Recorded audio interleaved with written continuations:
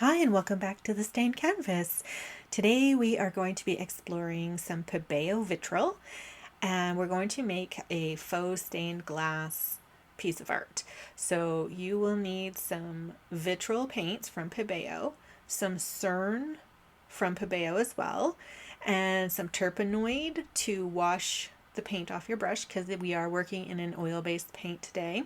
And you will also need a piece of glass. So I just got this piece of glass here from a dollar store frame and I took it out and made sure to tape around the edges so that I don't accidentally cut myself in the process of this.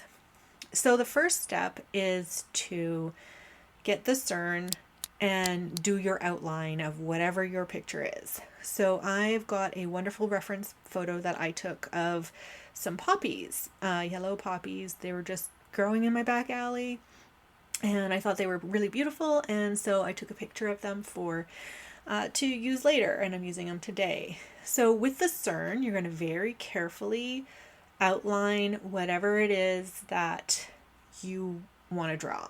I'm doing a couple poppies here, but if you want to do something else, you go ahead and you do whatever it is you want. And you can even go in the background and make different separation lines in the background. But what you really need to make sure is, if you see here, if the Cern isn't connected within itself, like on that line, I have to go in and close that hole because the vitriol is a very loose and liquidy paint. And it acts somewhat like a watercolor where it takes a little bit of time to dry. And if you have two different color paints next to each other, they will meld together a little bit. So I'm going to be making this flower kind of an orangey yellow color, and I want to have a blue sky behind it. So if I keep that hole in the Cern outline, the blue will actually seep in to the flower petals. So you need to be very diligent and look over all of your lines. If you see here where I'm at coloring this petal here, I'm not minding about the inner crack of that petal because all three petals will be the same color. So if that yellow mixes a little bit right there with some of the other yellow of the petal, it won't matter as much as if a green or a blue or some other color seeped into that flower.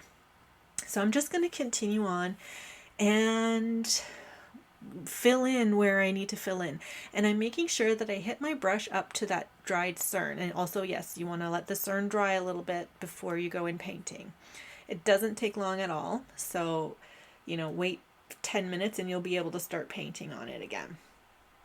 I'm just continuing with the grass here.